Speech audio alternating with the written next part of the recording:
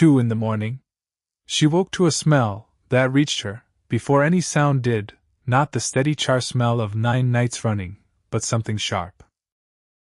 Something wrong. She was running barefoot up the black slope, before she finished waking. Flame had come out from under the earth. A hand's width of it. Feeding on the wind instead of sleeping under its blanket of ash. She threw wet dust at it. Then a shovel. Then both bare hands. A second crack opened 3 steps down. Then a third. In the firelight, close to the mound's edge, a boot print sat pressed deep into the soft ash. Not hers. And beside the first crack, where the fire had found its way out, a length of green sapling, snapped, driven too straight to be anything the wind had carried. The wind turned. Northwest. Exactly the way a man had promised her it would, 2 nights before, standing at the edge of the tree-line, with his voice gone flat. Careful. Wind's picking up tonight. She grabbed the bucket and ran for the creek. Behind her 18 cords. The hillside nobody wanted. 8 silver dollars. That's all it took. Hetty Marlow counted them into Josiah Wren's open palm one by one. On a hillside so scorched, so stump-ridden, even the crows wouldn't land there. Behind her, 3 men from Amos Varick's timber crew leaned against the fence rail. Laughing. Loud enough to carry clear down to the river road. She didn't look at them. Because looking at them meant giving them something. And she had already given this county enough. The 14 acres behind her rose in a ruin of blackened stumps, and tangled slash, cut clean the autumn, before and left for dead. Nobody in Marrow County believed she'd bought anything, but her own foolishness. She'd walked the 4 miles out, from her rented room that morning, rather than pay a boy the dime it would have cost to drive her. Because a dime saved was a dime she didn't have to explain to herself later. She'd carried the whole of her savings the entire way. Tin box. Tucked inside her apron, against her body, where a careless jolt of the road couldn't spill it. The morning had come up clear and cold for April. Frost still lying in the hollows. She'd rehearsed walking, exactly what she'd say, if Wren tried a 3rd time to talk her out of it. Though in the end he hadn't needed to try past the first 2. Wren had tried twice already. Which was a strange thing. A land agent talking a customer out of a sale. She'd noticed it.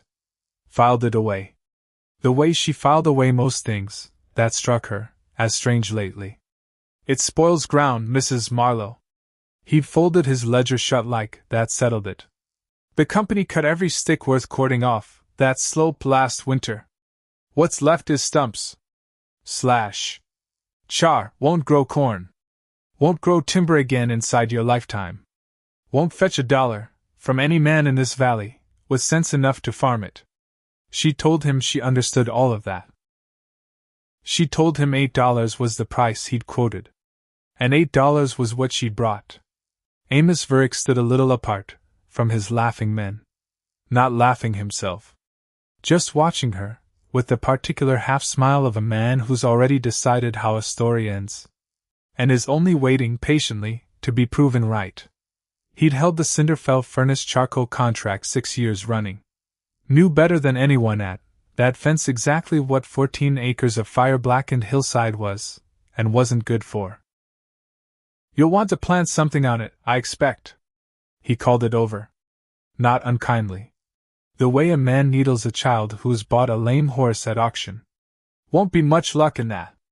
Ground's burnt clean through in patches. Won't hold a plow blade a week before it's turned up more char than soil. One of the younger cutters laughed loudest. Broad-shouldered boy. Dade Corin, barely a season on Varick's crew. She'd have done better burying her $8 in the ash, he called out. Saved herself the walk up the slope to do it. Ground would take the money just as readily either way. And she'd at least know where to find it come spring. The 3rd man said nothing at all. Only shook his head slowly. The way men in that district had been shaking their heads at her since January before last. As if her whole existence had become, to them, A small and continuing puzzle they'd already stopped trying to solve. She didn't answer Corin. Didn't answer Verick either. Folded the receipt Wren handed her. 14 acres. Section 9. Purchase price $8 even. Put it inside her apron pocket beside the pencil stub she carried everywhere now. Because a woman keeping her own accounts learns quickly. A fact not written down is a fact that can be argued with later. Then she walked past the fence rail. Up onto the black slope itself. Boots sinking an inch into ash so fine it puffed up white around her hem, with every step. And she stood there a while, amid the wreckage. The way a person stands in a room they've just decided, against every outside opinion, to make their own. Up close, the ruin looked different than it had, from the road. Charred stumps in every direction. Some no higher than her knee. Others taller than her shoulder. Between them, windows of slash. Broken limbs. Split culls. Whole tangled crowns of felled trees, none of it straight enough, or sound enough to have earned a woodcutter's time. Heaped in ridges that ran the length of the slope. Like the drifted leavings of some enormous storm. It smelled of old smoke. Wet ash. And underneath that, faintly, the pitch and resin of hardwood that had never fully burned at all. Only scorched. Abandoned. She crouched by the nearest heap. Turned over a split length of oak, with her bare hand. Testing its weight.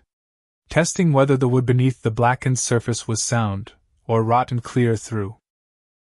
The way she'd watched Silas test cordwood 100 times across 2 winters. Without ever once thinking she was learning anything at all. It was sound. Heavy. Dry from a winter, and spring of open weathering. Hard enough under her thumbnail, that it barely dented.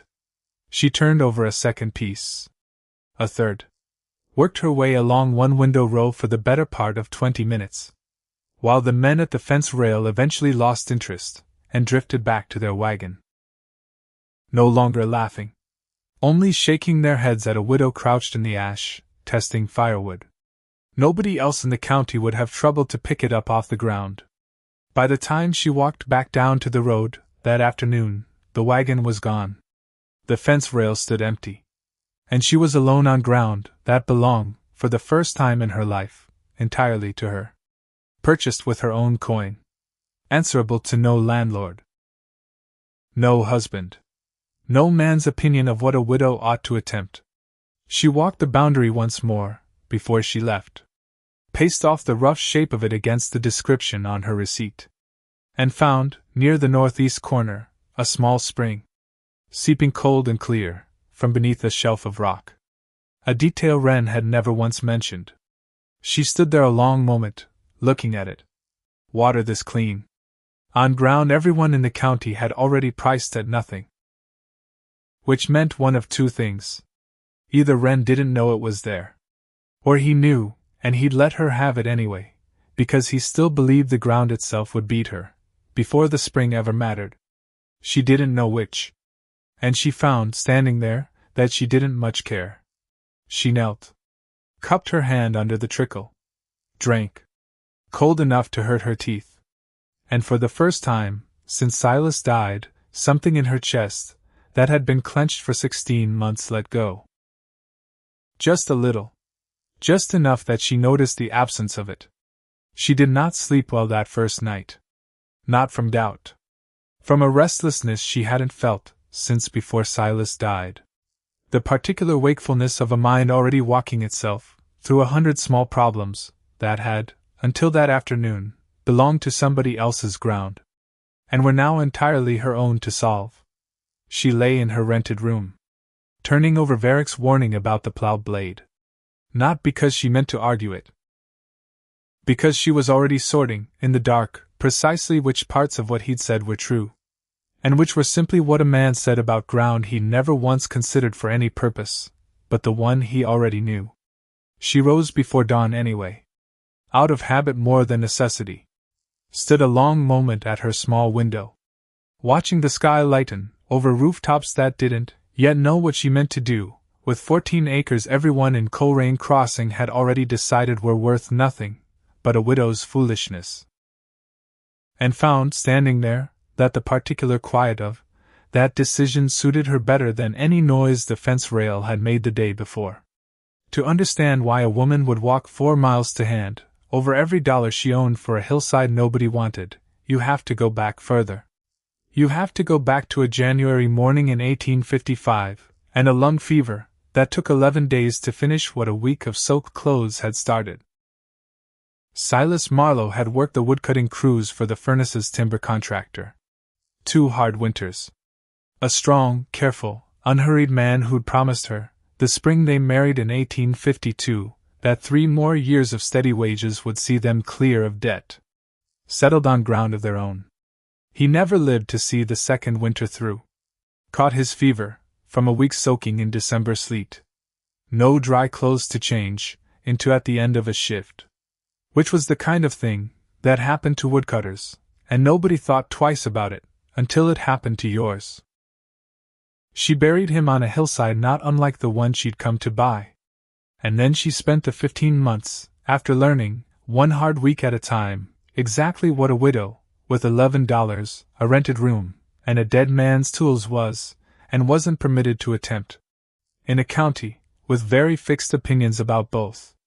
She took in mending first. 6 months of working by lamplight most nights, after a day spent walking the crossroads asking, after any household, that could spare the work. $1.25 on a good week. That was the going rate for a widow's labor. She mended shirts for 2 of the furnace clerks. Patched the same pair of trousers for a teamster named Obed Bream, so many times over that by spring she knew the shape of every seam in them better than she knew her own hem. She hired out for washing during the worst months of that first winter. Hauling water. Boiling linens for 2 hotels that served the drive trade off the turnpike. Standing over a tub in weather so cold her hands cracked and bled at the knuckles by the 2nd week of January. And she understood, standing there, exactly how little the county thought a widow's labor was worth compared to a man's. She sold, one by one, most of what Silas had owned, that could be sold, without shaming his memory. His good coat. A pocket watch his own father had carried. A spare set of harness leather he'd meant to use on a team they never lived to buy, and had kept anyway. Because she couldn't bring herself to part with it. His felling axe. His crosscut saw. A stout iron bill hook he'd use for trimming limbs. 3 tools that meant nothing to a laundress. And everything, it turned out, to a woman who'd spend 2 winters standing at the edge of a wood lot. Waiting for her husband's shift to end. Watching, without ever once thinking she was learning anything at all. She still owed, that April, for dollars and change against the rented room she kept. A debt her landlord had been patient about, through the worst of the winter. Less patient, come March. Not patient at all, come the first week of April. And it was that pressing, more than any single grand ambition, that first sent her walking the crossroads. Asking whether any parcel of cheap ground stood for sale, within her means. She'd gone to Wren's office twice already.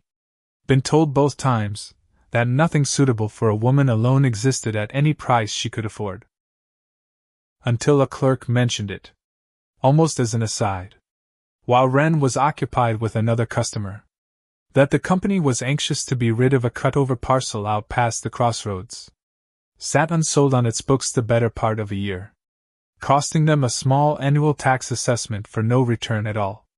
She'd remembered, walking home that day, the rhythm of those cutting crews. The sound of axes ringing off timber in the cold morning air.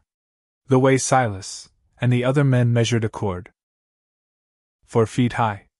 4 feet wide. 8 feet long. Stacked tight enough that daylight barely showed between the sticks.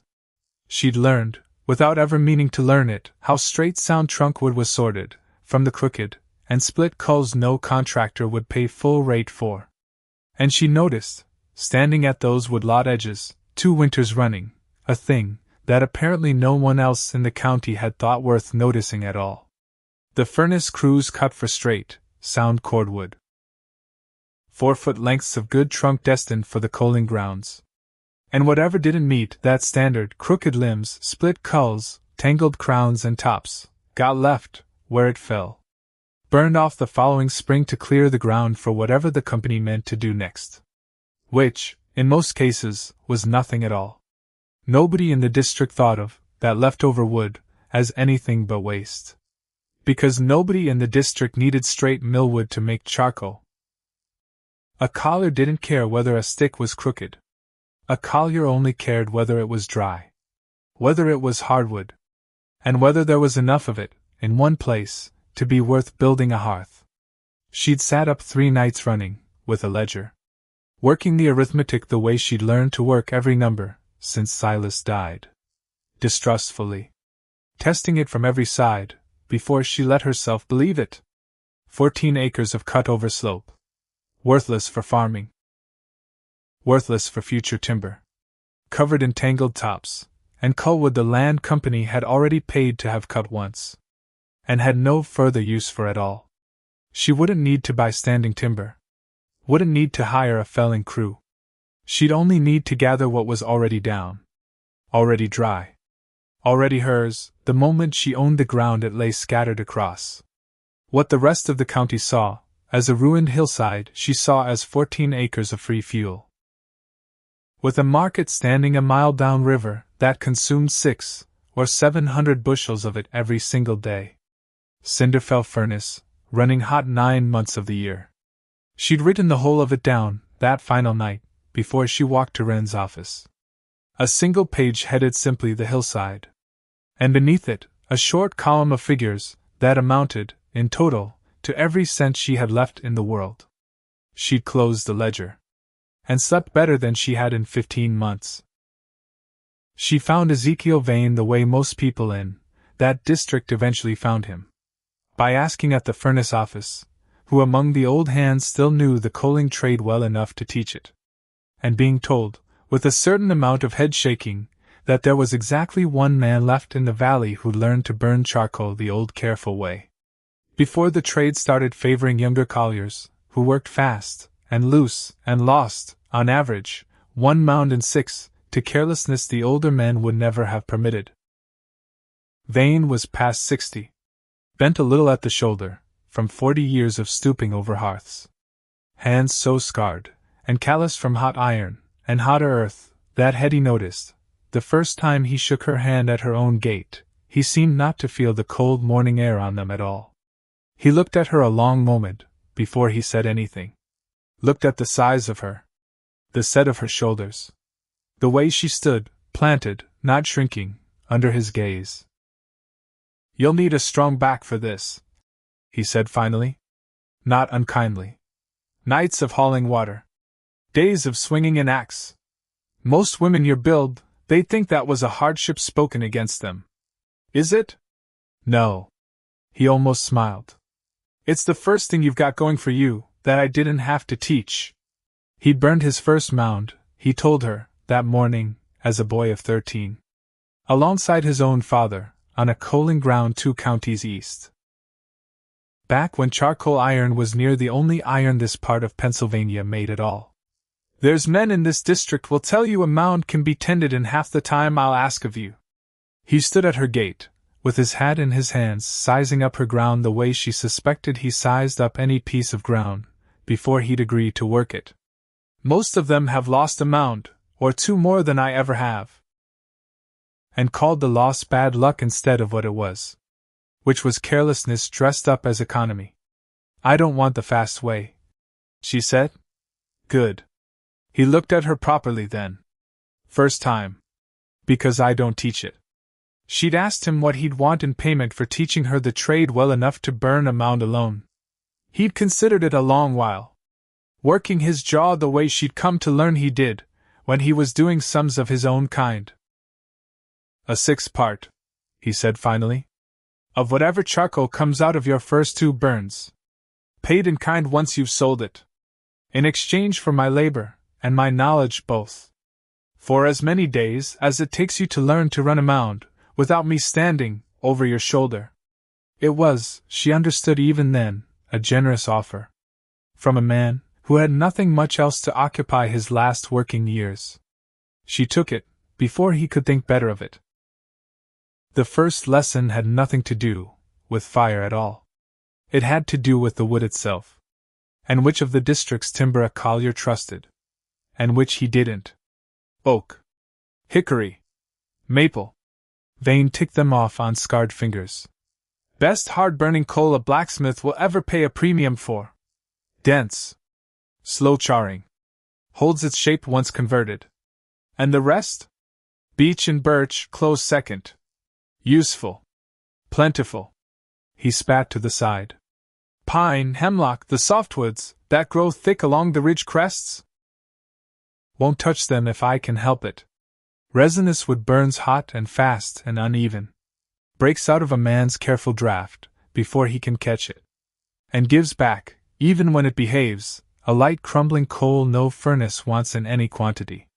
Which was, by pure chance, the finest news Hetty had gotten in 15 months.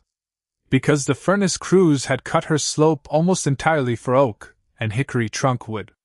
Meaning the culls and tops they'd left behind were, by pure luck, very nearly the best coaling wood a beginner could hope to inherit. The second lesson had to do with the ground itself. Vane walked her over 3 different level patches before he was satisfied, testing each with a stake driven a foot down, checking for buried roots, hidden pockets of soft ash that would collapse a mound's footing partway through a burn. You want your hearth level, he said. Packed hard. Clear of anything that'll shift under the weight once she's stacked. Every collier who ever lost a mound to a sunk footing will tell you the same thing. Generally after it's too late to matter. He showed her how to consider the wind before ever driving the first stake. How to slope the packed hearth slightly toward its downhill edge, so a hard rain would shed rather than soften the footing. And this. He paced off a wide ring around, where the hearth would stand. Marked it with a boot heel. Clear ground. Between any active burn and your nearest wood pile. Wide enough that a sudden gust carrying an ember won't reach your season's cordwood. How wide is wide enough? Wide enough that you never once have to wonder. She marked the line, with white stones gathered from the creek bed. A habit she'd keep for every hearth she ever built afterward. Long after she no longer needed the reminder to know it by alone. One further test, that first week. One that had cost Vane a ruined mound in his own youth, before his father drilled it into him for good. Never trust a stick's look alone for dryness. He split a sample billet clean down the middle. Showed her the exposed grain. Some bleached bark can sit atop with still holding more sap than a mound can safely carry. He knocked 2 split pieces together. Sharp. Dry. A crack like a rifle shot. That's what season sounds like. He handed her a green stick. Knocked it against the first. A duller, heavier thud. That's what it doesn't. They spent the better part of 2 weeks, after that simply cording wood. Which Hetty would come to understand was 3/4 of the entire trade. Though nobody who'd never done it ever seemed to credit it as such. Every stick had to be bucked to a rough 4-foot length, with Silas's old crosscut saw. Split if it ran too thick through the middle. Trimmed of side limbs with the bill hook. Stacked in ricks along the edge of the cleared hearth to season a final few days in the open air. Her hands soft, from 4 years of laundry and mending, blistered. Then calloused. Across 2 weeks of steady sawing. Vane brought a heavier felling maul from his own cabin. Lent it to her outright. Along with 2 iron-splitting wedges worn smooth from decades of use. Made short work of the thicker culls her own light axe alone couldn't have managed nearly as fast. He never once mentioned rent or return. She noticed. Filed it away. Didn't yet know him well enough to remark on it. By the last day of April, she'd counted 18 full cords, stacked and ready. Cost her nothing beyond her own 2 arms. Vane walked the finished ricks the last evening. Ran a scarred hand along the stacked billets. Good a lot, he said. As I've taught a beginner to cord in 20 years. She didn't yet know him well enough to gauge how sparingly he handed out praise. She'd learn. Building the mound itself, Vane told her, was where most beginners either learned the trade properly, or lost their first burn, before they'd struck a single spark. They began at the center of the leveled hearth. driving 3 stout poles, a handspan apart, into the packed earth, lashing them together near the top with wire. So they stood like the frame of a small teepee, open at the base, rising perhaps 8 feet. The chimney, Thane called it, through which the whole mound gets lit. Why 3 poles? Wouldn't 4 hold steadier? 4's boxier. Holds its shape less well once the weight presses in, from every side. 3 holds. And it leaves a wider, steadier draft at the center. They packed the space inside, with loose kindling, and split fat wood, so the flue wouldn't stand open and cold when the moment came to light it. Would already hold enough dry fuel to catch quickly, burn its way outward into the standing billets. Around that chimney, the rigging began. Shortest, straightest billets standing on end. Tight ring against the poles. Leaning inward, just slightly. Kindling and scraps packed into every gap. So no hollow space was left for the fire to find air, where it shouldn't. A second course went up outside the first. Angled a little more. A third outside that. The whole mound climbing. Tapering as it rose. Until, by the third afternoon, it stood a rough dome. Better than 9 feet at the crown. Near 32 feet across at the base. The open chimney still showing at its very center. Like the eye of a closed fist. You're not building a wood pile. Vane watched her hands as she worked. You're building a house with 1 door. And every crack you leave unpacked is a second door the fire will find on its own. Generally at 3 in the morning. Generally on the worst night of the burn. She spent the better part of an afternoon on her knees, working chinking wood into the lower courses alone. Fingers raw by evening. There were moments that third afternoon, her back aching, her palms split and stinging, when the whole scheme struck her as exactly the kind of foolishness the fence rail had promised it would be. She kept working anyway, because stopping to doubt it seemed a worse use of daylight than finishing the course in front of her. They lost the better part of a day to a spring shower midway through the stacking, Vane refusing to let her set a single fresh course of wet billets against dry ones already in place, since damp would behave unpredictably once a burn was underway. And I won't risk your first mound, he said, on a shortcut it took me 40 years to learn to avoid. She spent that day sharpening tools, mending torn canvas. Found to her own mild surprise that a day forced idle by weather chafed at her nearly as much as any hour of hard labor. Now that she had a purpose again worth being impatient about. The covering came next. And this, Vane said, was where a collier's whole fortune actually lived or died. Because the wood itself did nothing but sit there, until the covering told it, minute by minute, exactly how much air it was permitted to have. They laid a thick blanket of dry leaves and hay over the entire stacked dome, packed by hand into every seam, every hollow, thick enough that no earth could sift down through it into the wood beneath. Over that went the earth itself. Not fresh dirt. Fine, dark, half-charred soil. Coaling dust, Vane called it. Scraped and hauled from an old burned hearth 2 ridges over, where he still kept a standing supply. Dust from a spent hearth packs tighter, he said.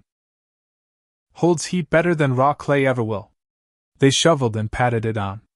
6 inches deep. Working from the base upward in overlapping courses. Like a roofer laying shingle. They left the chimney's mouth open at the crown. A small ring of low vent holes, no bigger than a fist, spaced evenly around the base. Each one, Vane said, a door you'll spend the next 12 days opening and closing by hand, hour after hour, as the burn works its way through the wood beneath. Lighting it on the last afternoon of the first week in May was almost anticlimactic, after so many days of careful labor. Vane dropped a shovelful of hot coals down through the open chimney, fed it kindling until he was satisfied it had caught properly deep inside the stack.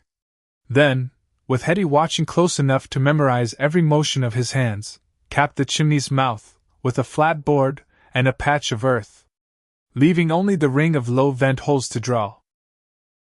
The first thin curl of smoke rose from the crown within the hour. Pale, Steady. Vane watched it a long while. An expression of quiet satisfaction. Now. He straightened up. Looked at her, with something between warning and challenge. Now the mound belongs to whoever watches it best. That's you? Starting tonight. He left her a lantern. A spare shovel. A bucket already filled, with dampened earth against the first crack she might need to seal. And walked back down the slope toward his own cabin. Leaving Hetty Marlow alone on a smoking hillside. With 18 cords of wood. And every hope she had left riding on how carefully she watched it. She stood there a long moment, after he'd gone. Watching the thin gray line of smoke climb, into a sky going violet at the edges. Her feet ached. Her palms stung, with 100 small splinters she hadn't had time to pick out.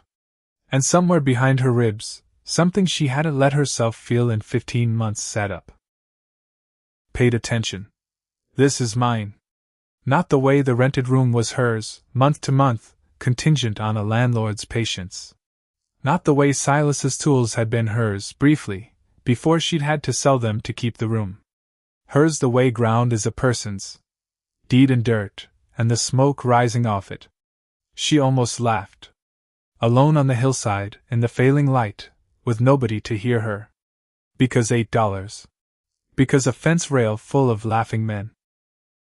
Because a receipt folded into her apron pocket next to a pencil stub worn down to a nub. That was the whole of it. That was everything the county had decided she'd never manage. And here she was. Managing it. She walked back to Coleraine Crossing 3 days later, once the light held long enough, that she wasn't tending the mound in full dark. Needed flour. Needed to check on the room she still kept, month to month, though she'd begun sleeping most nights in the rough lean-to shanty Vane had helped her raise near the hearth. Josiah Wren caught her outside Brewer's shop. Looked for a man who'd twice tried to talk her out of a sale, oddly reluctant to meet her eye. Mrs. Marlow. He touched his hat. Words reached me, the mound's drawing well. It is. Good. He shifted his weight. Looked past her toward the crossroads. Looked back. I ought to tell you something. Since you paid honest coin, and I took it. A man's owed the truth of what he's bought, even if he never asked to hear it. She waited. Didn't fill the silence for him. Verick wanted that parcel. He said it quick, like pulling a splinter. Came to me last fall. Offered $4 for it. I turned him down. Why? Because the company wanted more than $4 for 14 acres, even cut over ground. Even Verick's $4. He paused. But I'll tell you the other half of it too, since I've started. He didn't want it for the wood. He wanted it, so nobody else could have it. Wanted it sitting idle on the company's books, doing nothing, so it never became competition for his own coaling ground on the far ridge. Hetty felt something cold settle low in her stomach. He's held that contract 6 years, she said slowly. Why would 14 acres of slash trouble a man holding a furnace's whole supply? Wren's mouth twisted. Almost a wince. That, he said, I couldn't tell you. Only that he wanted it bad enough to come to my office twice asking after it. And bad enough, when I quoted him the price, to walk out, without another word. And you never told me this. Before I bought it. Would it have changed your mind? She considered that. Watched a wagon rattle past on the crossroads, dust rising behind it, gold in the late light. No, she said finally. Then I reckon it didn't matter, when you heard it. Wren touched his hat again. Started to turn away. Stopped. For what it's worth, Mrs. Marlow. I don't believe I've ever seen a man look at a hillside the way Verick looked at yours. That first morning. While you were counting out the coin. How did he look at it? Like it had already cost him something. Wren shook his head. Like the thought troubled him more than he wanted to admit. And I couldn't for the life of me work out what. He walked off toward his office. Left her standing outside Brewer's shop, with a sack of flour in one arm, and a knot of cold unease sitting, where satisfaction had been an hour before. He wanted it, so nobody else could have it. Which meant something. She just didn't know what yet. Which meant the smiling half-contempt at the fence rail hadn't been contempt at all. Not entirely. Which meant she'd bought something Amos Vurick had wanted badly enough to twice walk into a land office and ask after it. And badly enough to walk out silent when the price didn't suit him. She turned that over the whole walk back to the hillside. Turned it over standing at her own mound that night, watching the vents, listening for the small sounds a burn made when it was working right. Why would a man with a 6-year contract care about 14 acres of somebody else's leavings? She didn't have an answer. Not yet. But she wrote the question down in her ledger that night, beneath the day's entries on cordwood and coin. Because a question not written down, she'd learned, was a question that could slip away before it was ever properly answered. The tending she learned across the following days was less a task than a kind of vigil. It asked more of a person than any single stretch of laundry work ever had. Because it never fully stopped, day or night, for the better part of 2 weeks. The mound had to be walked every few hours. Its whole circumference read like a page of close handwriting. For whatever small sign might be trying to tell her something. Before it became a large sign she could no longer control. In the first days, thick, pale, moisture-heavy smoke rolled up steadily from the chimney. Drifted low along the slope. That's right, Vane told her, on his morning visit. Exactly what you want to see. The greenwood cooking off its water, before it can begin to properly char. He explained the burn in 3 plain stages. The way his own father had explained it to him, 40 years before. First, the sweating. He held up one scarred finger. Wood's own moisture cooking off. Heavy pale smoke. Drawing mostly from the upper vents, while the lower ring stays closed. Second. Another finger. The true charring. Once the sweating's finished, the fire itself starts consuming the wood's substance. Converting it to char instead of ash.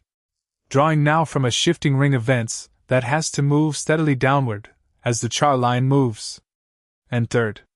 A third finger. The finishing. When the char lines traveled the whole mound. Nothing left to convert. Every vent, crown to base, sealed for good. To smother what little live fire remains. She learned to read the vent holes the way she'd once learned to read Silas's moods, after a hard shift. By small signs rather than loud ones. A vent breathing thin, pale, cool-looking smoke needed to stay open. Drawing steadily.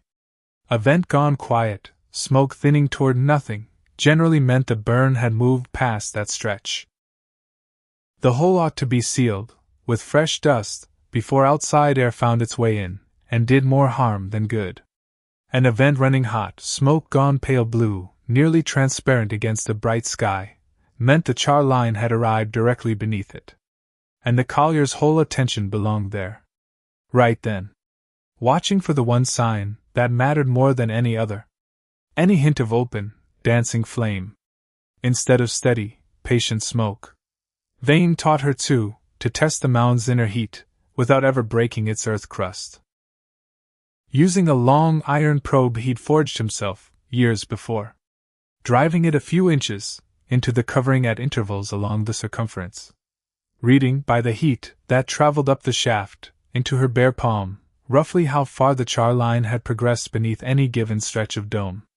She practiced this alongside him for the first 2 days. Until her own hand could tell hot and working, from hot and finished nearly, as surely as his could. A skill she came to trust, as much as her own eyes. Once the light grew too poor, deep in the night watches, to read smoke color, with any real confidence. She caught her second real test on the 7th night. A thin, almost invisible seam, opening low along the mound's eastern face, where a slight settling had pulled the earth crust apart faster than the leaf blanket beneath it could hold together. She noticed it only because the ordinary steady hiss from the nearest vent had gone, for a few seconds, faintly sharper in pitch than she'd heard it before. She knelt. Found the seam by touch more than sight. No wider than a knife blade. Sealed it with a scoop of wet dust, before it had drawn breath enough to matter. Then stood there afterward, heart still hammering, understanding for the first time that the catastrophe still ahead of her, because there would be one. Vane had told her plainly, every collier lost a mound, before they mastered one, wouldn't come from a mound that gave no warning at all. It would come from a warning she simply failed, one exhausted hour, to hear. She wrote that thought into her ledger that same night. Underlined it. Not because she needed the reminder yet.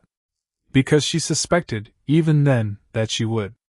A hard rain moved through on the 9th day, drumming steadily on the shanty's bark roof the better part of an afternoon.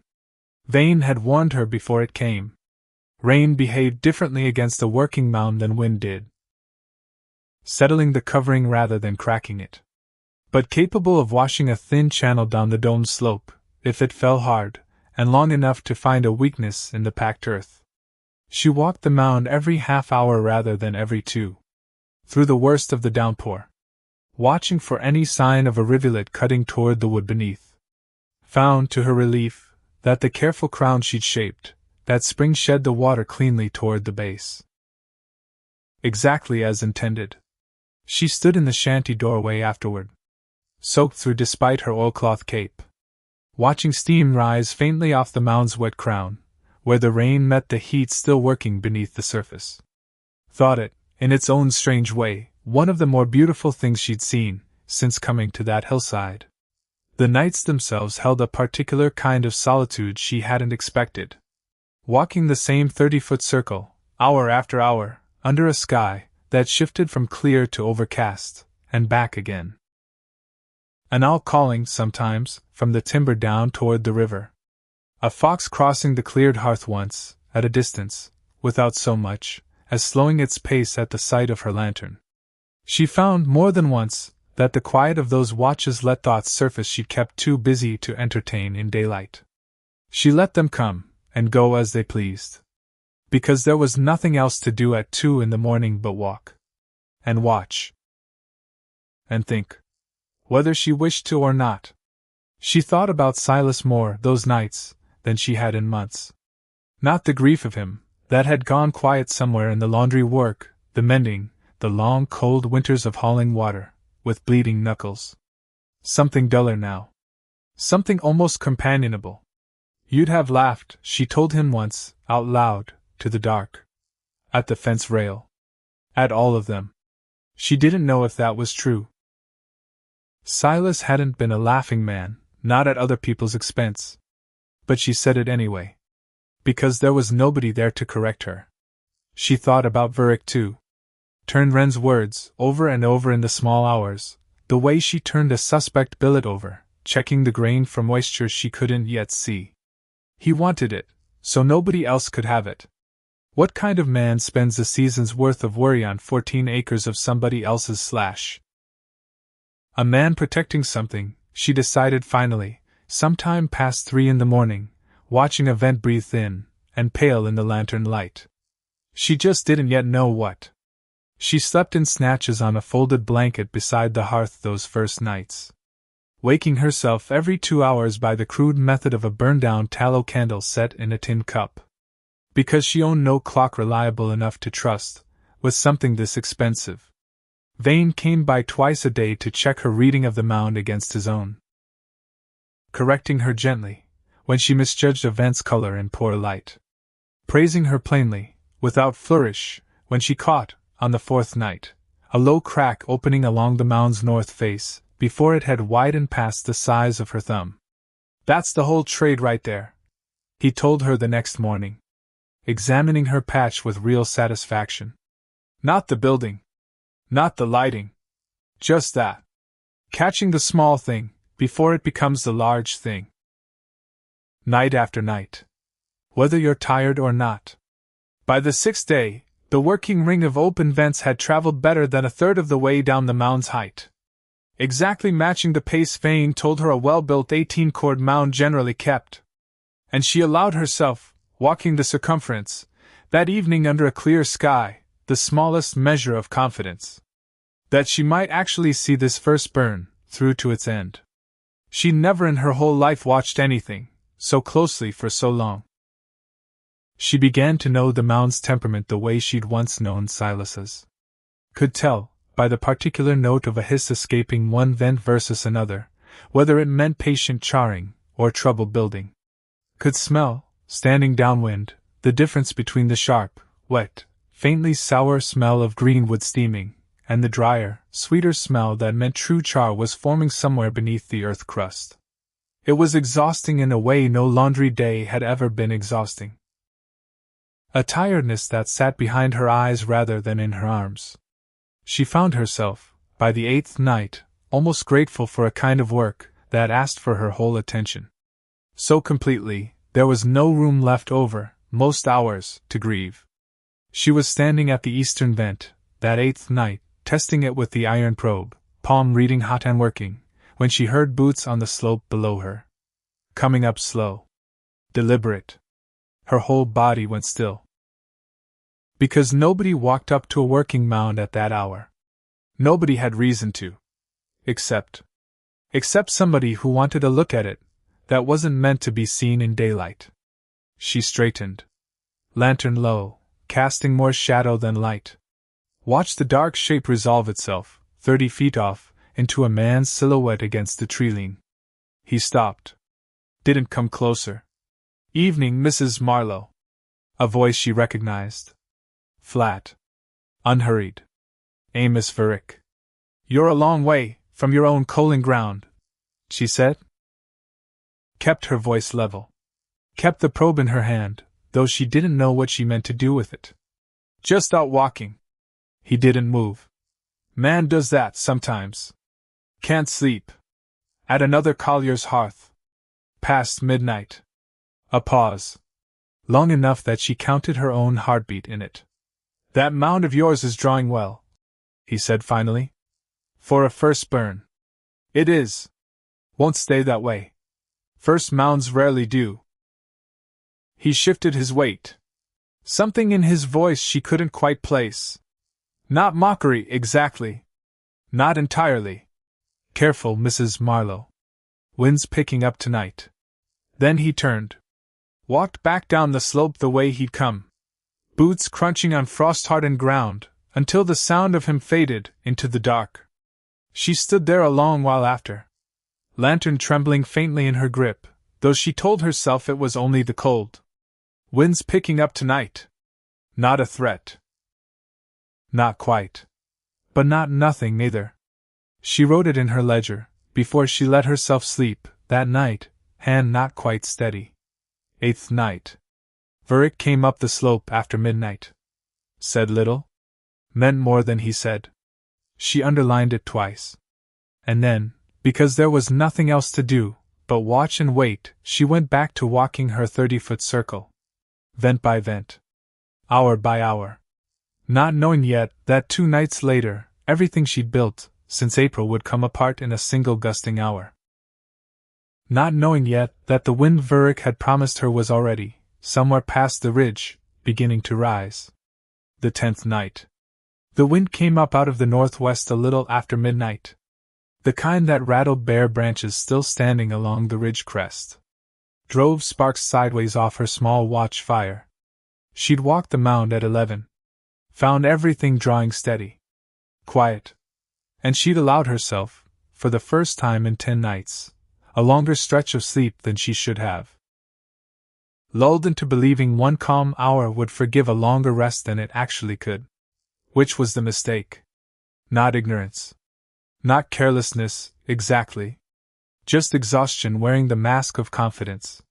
Because she'd begun, by that 10th night, trusting her own judgment more freely than she had in the first week.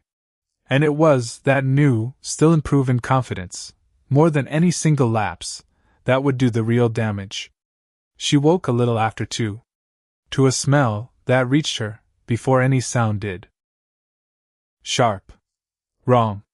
Different from the steady char smell she'd grown used to breathing all week. She was on her feet, and running before she'd fully finished waking. The wind had found a crack low on the windward face. A crack she hadn't caught on her 11 o'clock round.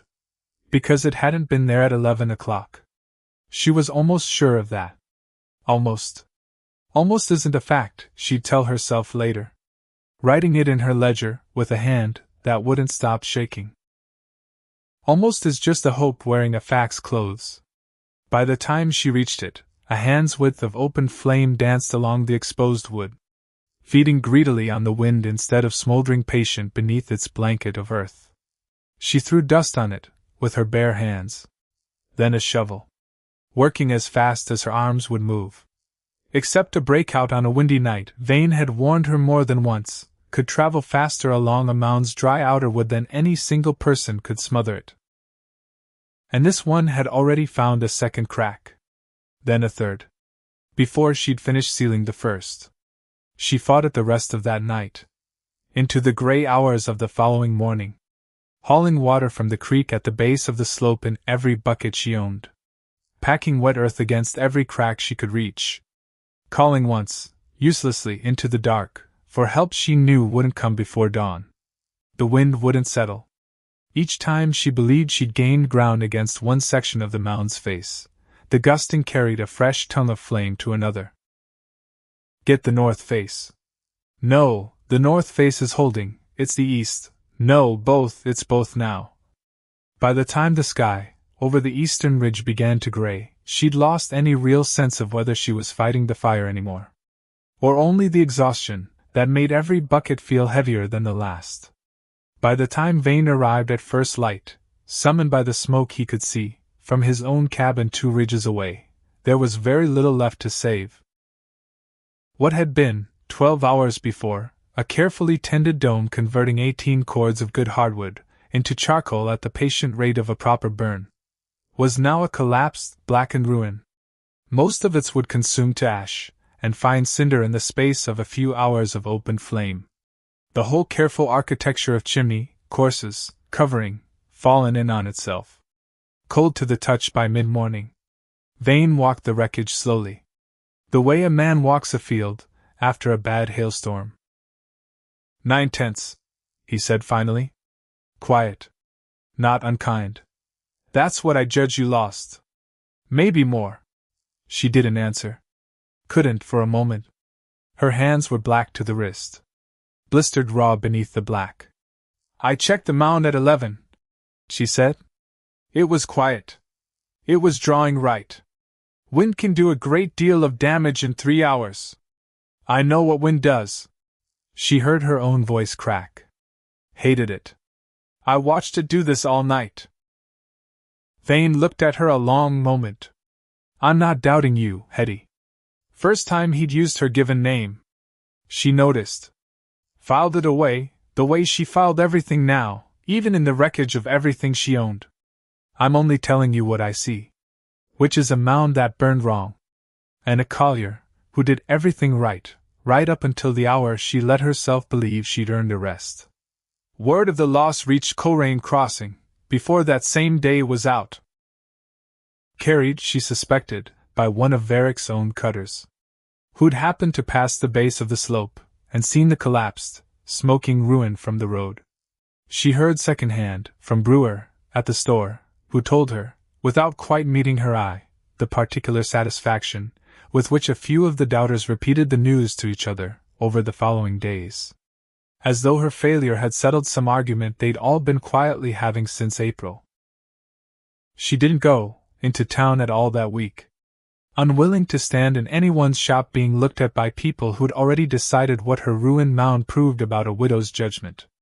She sat on a stump at the crown of the slope for a long while that first morning, looking down at 18 cords of labor, 2 weeks of near sleepless tending, reduced to a smoking black scar on ground half the county had already told her was worthless, before she ever touched it. She'd spent no cash on the loss beyond 30 cents worth of tallow for her watch candles, since the wood itself had cost her nothing but her own 2 arms. But the loss was real all the same, measured in something a ledger couldn't quite capture. Time. Trust in her own 2 hands.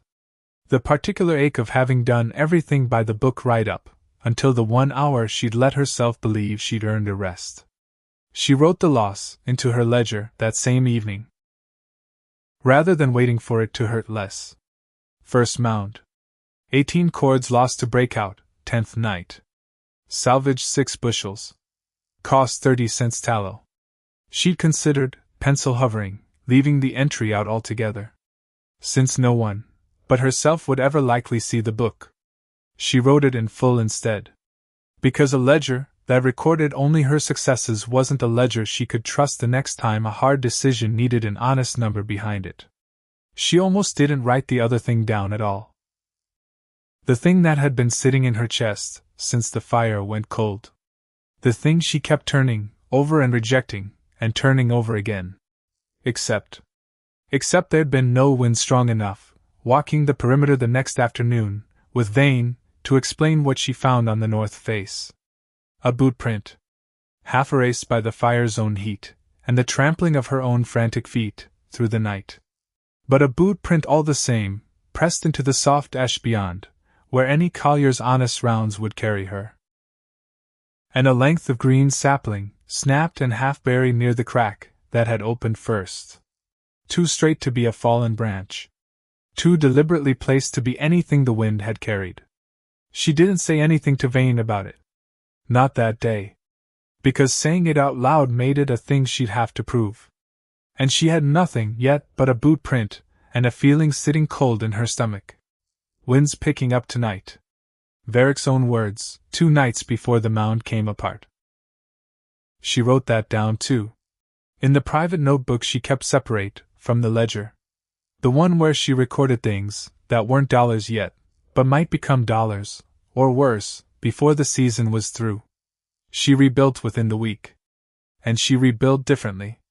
Because a woman who'd already spent everything she owned on that hillside couldn't afford to make the same mistake twice. Vane helped her raise a rougher lean-to shanty. Poles and bark shingles. A stone's throw from the new hearth site, low and close to the ground to keep out most of a spring wind. With a single narrow window cut facing the mound, so she could check its color and smoke without stepping outside every time exhaustion tried to convince her a 5-minute rest wouldn't matter.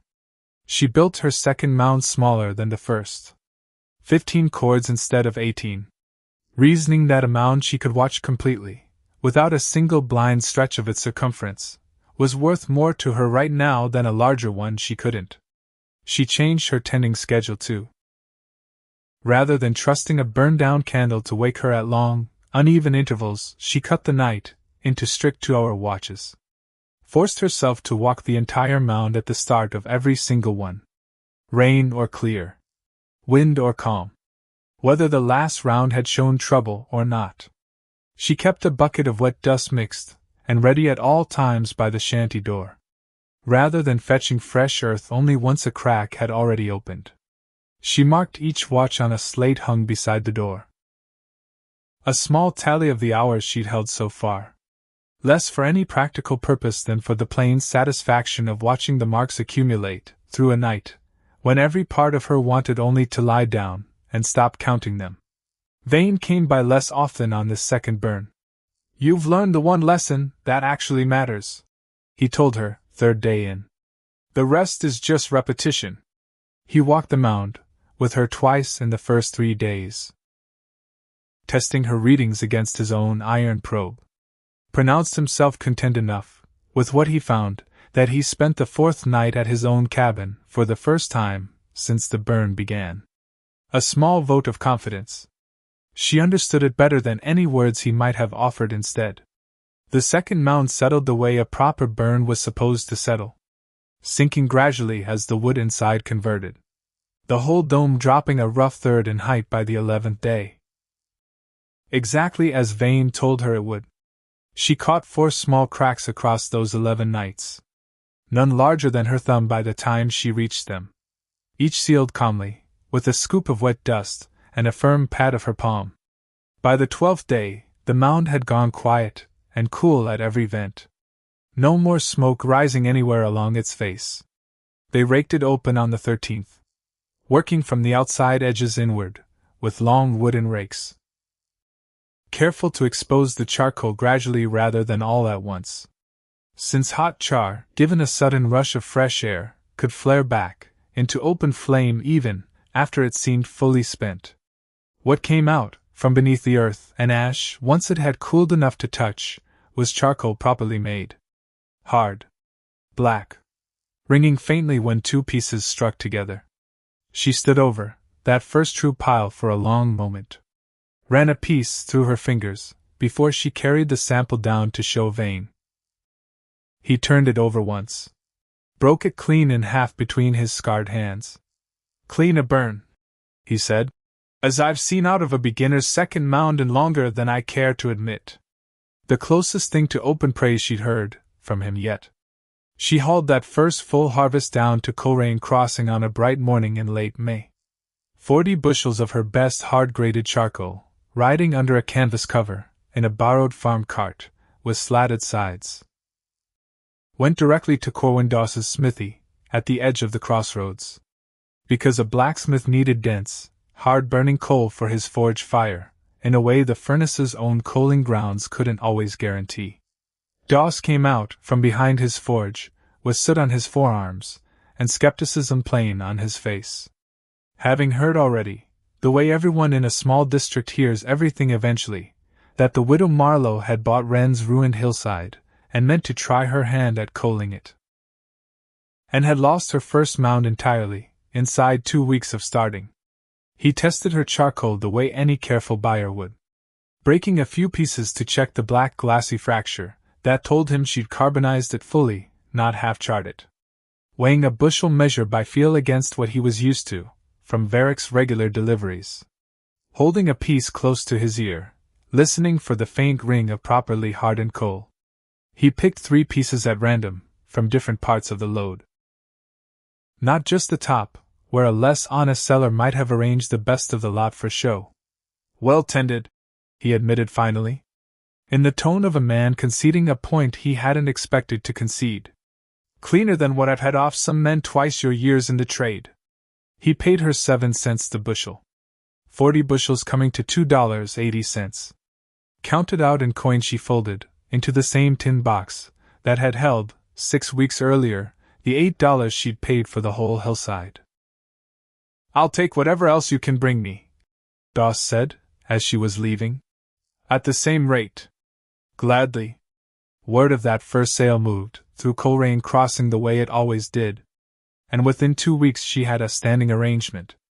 Not only with Doss, but with a second smith, 4 miles upriver. Ezra Colt. Quieter man. Bought smaller loads, but paid promptly, and never once haggled. I'd sooner pay fair to a collier, who tends her mounds honestly, he told her, the first time she brought a load to his door, than chase a cheaper bushel from a man who lets half his finds pass as whole coal. A distinction she'd come to understand mattered a great deal more to working smiths than the county's idle talk ever gave them credit for. It was around the same time that Wyatt Brough first appeared at her gate. A raw-boned local boy, perhaps 16. Standing there turning his hat in his hands for the better part of a minute, before he found the nerve to state his business. I heard you're paying honest wages, he said finally. For a strong back. And a willingness to learn. Who told you that? My brother. Works Varick's crew. He looked at his boots. Said the widow Marlow's the only collier in the district he'd trust to teach a man right instead of fast. Hetty studied him a moment. Recognized something of her own first uncertain morning, with Vane in the boy's obvious discomfort. Come in, she said. There's coffee. She hired him at 50 cents a day for cutting and hauling. Cautious at first about the expense. Found within a month that a second pair of hands, properly directed, let her keep 2 mounds building and tending in rotation rather than one, which very nearly doubled what the hillside could give her across a season. Wyatt proved a quick study at the cording and stacking, though she kept the night watches on any active burn to herself alone for the first several months. Because a beginner's eye was not something she was ready to trust, with a mistake that had already cost her 1 full mound of her own making. By June, her coin coming in steadily, she settled the last of her debt to her landlord in Coleraine Crossing, in full. A small transaction she recorded in her ledger, with more satisfaction than the sum itself really warranted. Began, for the first time, since Silas died, sleeping without the particular low hum of worry that a standing debt kept alive in the back of a person's mind. She kept her rented room while longer even so. Unwilling to commit to building on the hillside itself, until she was certain the trade would hold. A collier who spends her first season's earnings on comforts, Vane told her. Before she's proven a second season will follow, that's a collier, who generally doesn't get a third.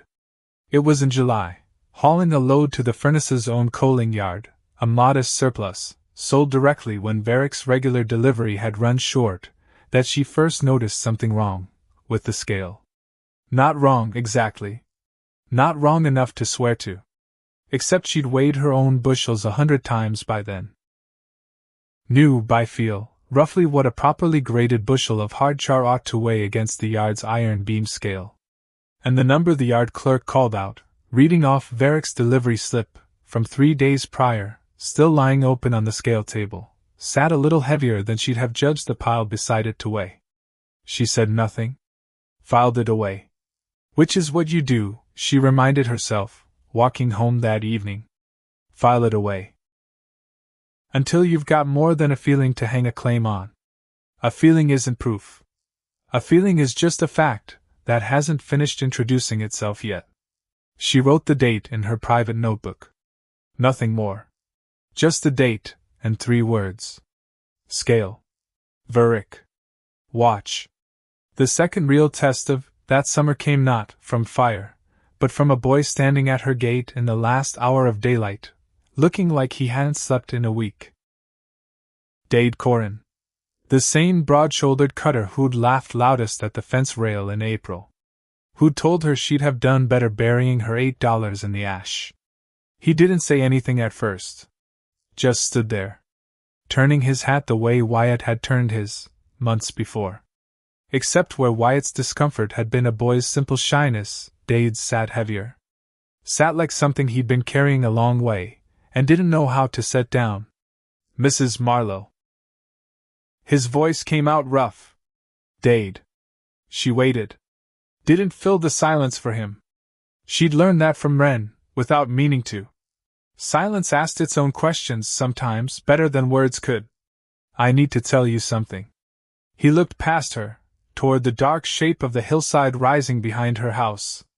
And I need you to hear the whole of it, before you throw me off your land. I'm listening. The night your first mound burned. He said it fast. Like ripping a bandage. That wasn't only wind. The world went very quiet around her. She heard her own pulse in her ears. Say that again. Varick. Dade's jaw worked. He sent me up the slope that night. Told me to loosen a section of the covering. Low on the windward face. Said. He swallowed. Said it'd teach you a lesson? Said a little scare, that's all it was meant to be. Said you'd lose a night's sleep patching it, and maybe think twice about staying on land he wanted for himself. You did this. I did. He didn't look away from her, which she gave him credit for later, when she had room in her chest for anything, but the cold fury sitting there now. I didn't know it'd take like it did. Wind picked up harder than either of us figured. I thought you'd catch it early. The way a collier's supposed to catch these things. I didn't know. You didn't know I'd sleep through the 1 hour that mattered. Her voice came out flat. Flatter than she felt. Because I was tired. Because I'd been awake 9 nights running, teaching myself a trade nobody in this county thought a woman had business learning. I know. His voice cracked. I've known since the morning after. I've known every day since, watching you rebuild, watching you sell to Doss and Colt, watching you do it right while I... He stopped. Couldn't finish it. Why tell me now? Because it's eating me. Simple. Plain. The kind of honesty that costs a person something to give. Because I watched you not give up. And I've been laughing at the wrong person my whole life, Mrs. Marlow, and I'm tired of it. She stood there a long while. The tin box of coins sitting inside on her kitchen table, next to a ledger that told the truth about every dollar that had ever passed through her hands. This is the moment, she thought. where I decide what kind of collier I am. Not the fire kind. The kind that decides what to do with the truth once she's got it. Does Verick know you're here? No. Dade shook his head hard. And I'd ask you not to tell him. Not yet. Not until. He stopped again. Until what? Until I've found a way to make it right that isn't just words at your gate. She studied him. The boy who'd laugh loudest. Standing here now, with nothing to gain, and everything to lose by telling her the truth. Go home, Dade, she said finally. I need to think on this.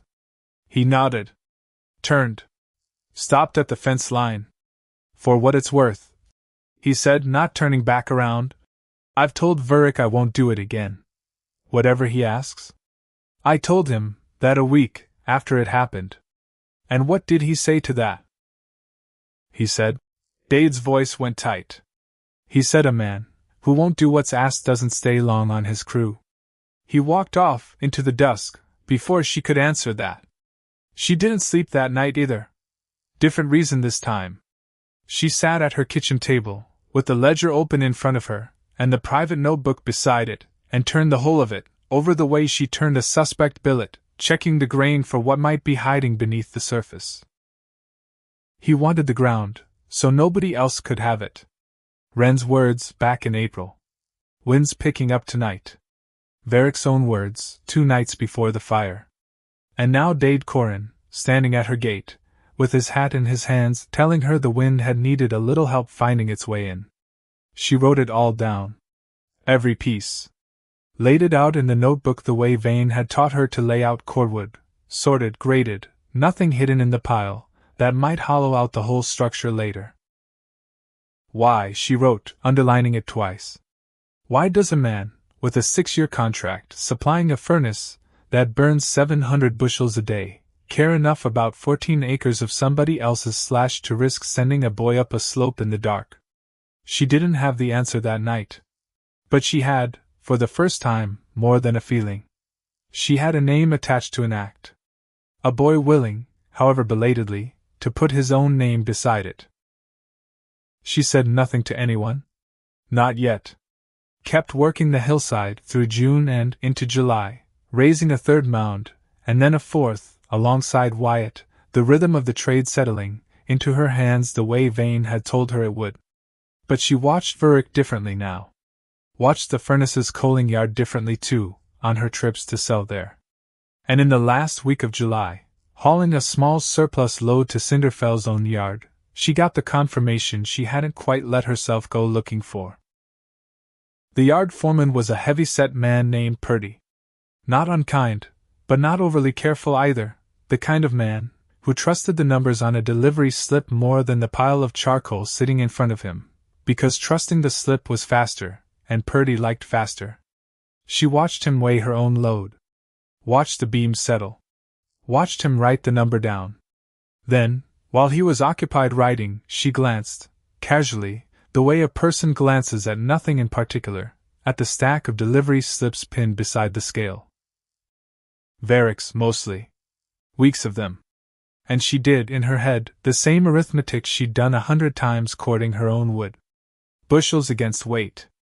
Weight against what a properly graded load of hard char ought to run. Verick's numbers didn't add up. Not by a little. By enough that a careful person, doing the sums honestly, would have caught it in a season. Which meant one of 2 things. Either Verick's charcoal was consistently, impossibly denser than any batch she'd ever burned herself, which she did not believe, not from a man cutting a plate-out wood lot for 6 years running, thinning it past what new growth could replace. Or Verick was padding his deliveries. Mixing in weight, that wasn't charcoal at all, wet dust, green wood, anything heavy enough to bulk a load, and light enough to pass a quick glance, to cover a wood lot that could no longer produce what his contract promised. Cheating the furnace. Quietly. Steadily. For longer than she cared to guess. She didn't say a word to Purdy.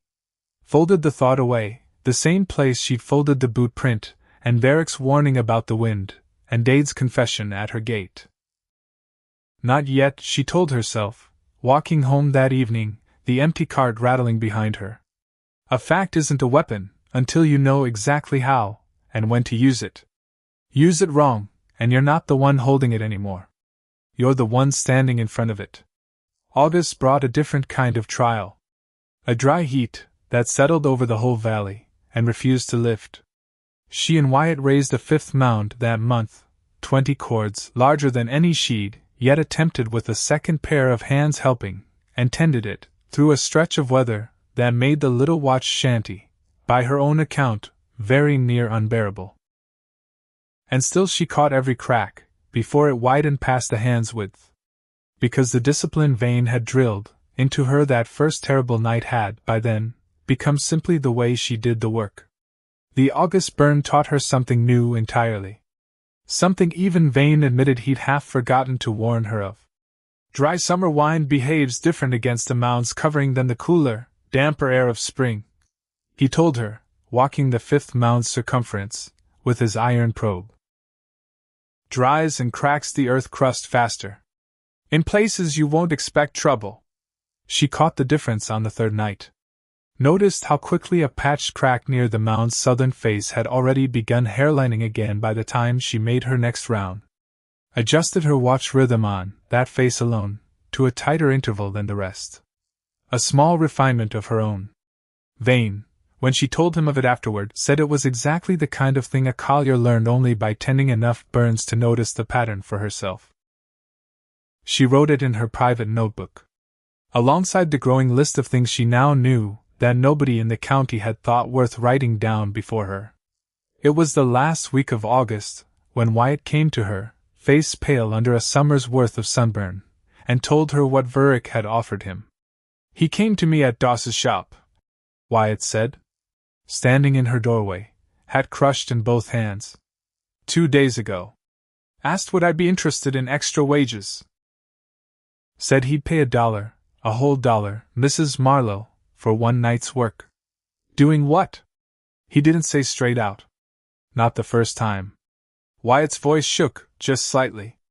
But he asked, did I know your watch schedule? Asked, did you ever sleep the whole night through any more, now that you'd got Dade helping some mornings with the cutting? Asked. He stopped. Asked what, Wyatt? Asked would a man notice, in the dark, if a vent got loosened that wasn't loosened by wind. Hetty felt something go very cold and very still inside her chest. What did you tell him? I told him no. Wyatt's chin came up, some stubborn thing steadying in him even as his hands still shook. I told him I wasn't for hire against you. Not for $1. Not for 10. And what did he say to that? He didn't say anything. Wyatt swallowed hard. He just looked at me a long moment. The way a man looks at a fence he's deciding whether to climb or knock down. Then he walked off. She stood there in her own doorway, the evening light going long and gold across the hillside behind her, and understood, with a clarity that felt almost peaceful, after weeks of turning the pieces over in the dark, exactly what she was dealing with. Not a man who'd lost his temper once, in April, at a fence rail. A man running out of ground beneath his own feet. Watching his woodlot thin past recovery. Watching his numbers fail to add up at the furnace scale. And reaching, again and again, for the one thing he still believed he could control. Her. Thank you for telling me, she said finally. You're not angry? I'm angry. She managed something that wasn't quite a smile. Just not at you. That night she sat at her kitchen table long, after the candle had burned low. Ledger open on one side. Private notebook on the other. And beside them both, a blank sheet of paper she hadn't yet decided what to do with. She thought of Dade, standing at her gate in July, choosing to tell her a truth that cost him something. She thought of Wyatt, standing in her doorway tonight, turning down $1 that would have meant more to a boy his age than she cared to guess. She thought of Verick, twice now reaching for the dark instead of the daylight. Once with fire. Once with coin. And she understood, finally, that whatever came next wouldn't be settled by outworking him, or outweighting him, the way she'd outworked and outweighted everything else since April. It would be settled by what she chose to do, with what she now knew. The scale that didn't add up. The boy who'd confessed. The boy who'd refused. She picked up her pencil. Wrote 3 words at the top of the blank page. What I know. And began carefully, in the same steady hand that had recorded every dollar and every loss since the morning she'd counted 8 silver coins into Josiah Wren's palm, to lay it all out. Because a fact not written down, she'd learned, a long time ago now, was a fact that could be argued with later. And she did not intend to argue this one. She intended to win it. The weight of winter. She didn't confront Varick that autumn. Didn't go to Garrick Vale either, not yet, though the furnace's own iron master had by then nodded to her twice at the coaling yard, the way a man nods to someone he's beginning to place.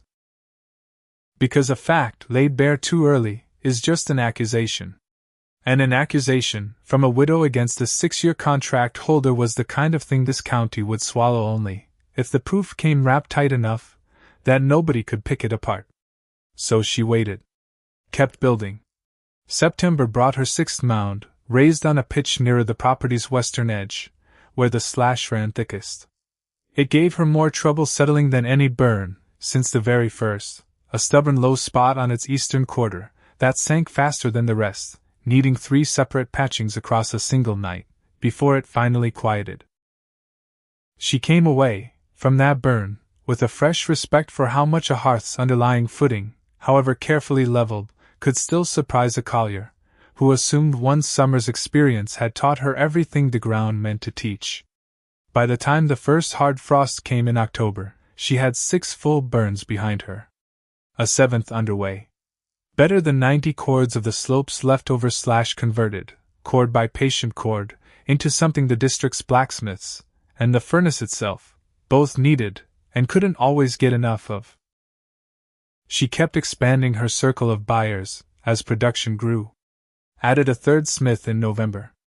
And twice that fall sold a modest surplus load directly to the furnace's own coaling yard, when Varick's regular deliveries ran short of what a particularly hot stretch of blast demanded. Each time she stood at that scale, she watched the numbers. Watched Purdy write them down without questioning them. Watched the gap between what Varick claimed and what Varick's woodlot could possibly still produce grow wider, week by week, the way a crack grows wider once the first frost gets into it. She said nothing. Not yet. The 7th mound, raised in late September on ground nearer the river, gave her the best yield of the whole first year. 18 cords converting to just under 750 bushels once graded.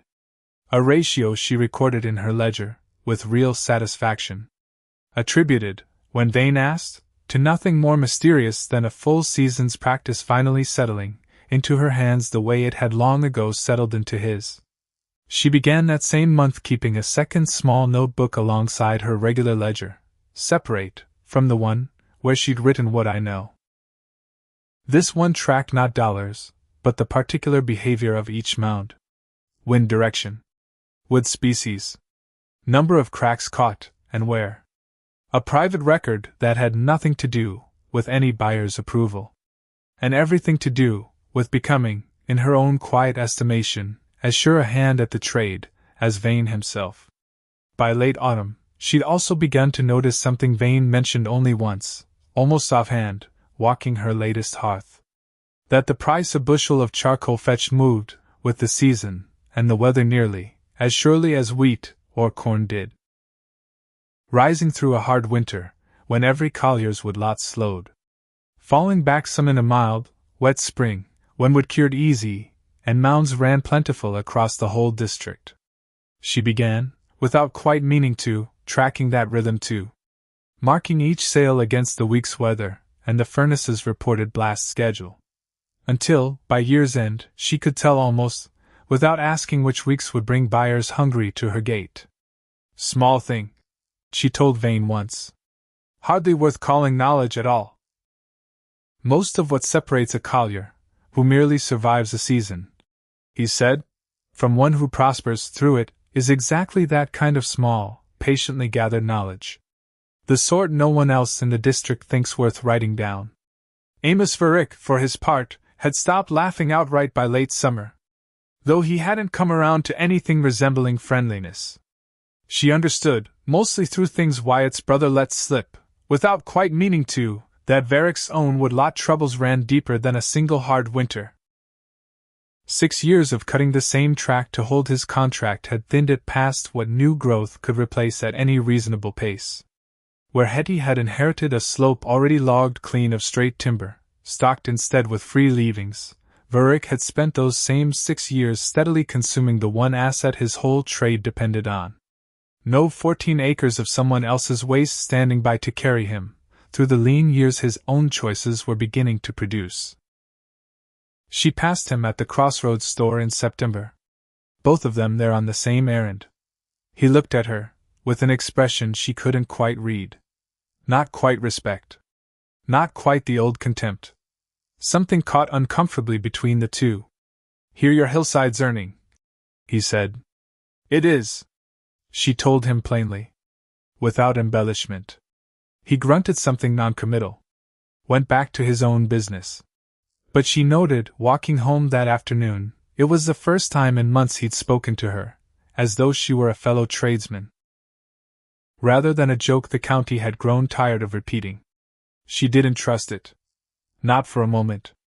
Because a man doesn't change his weather that fast, she thought, watching him through the store window a moment longer than she needed to.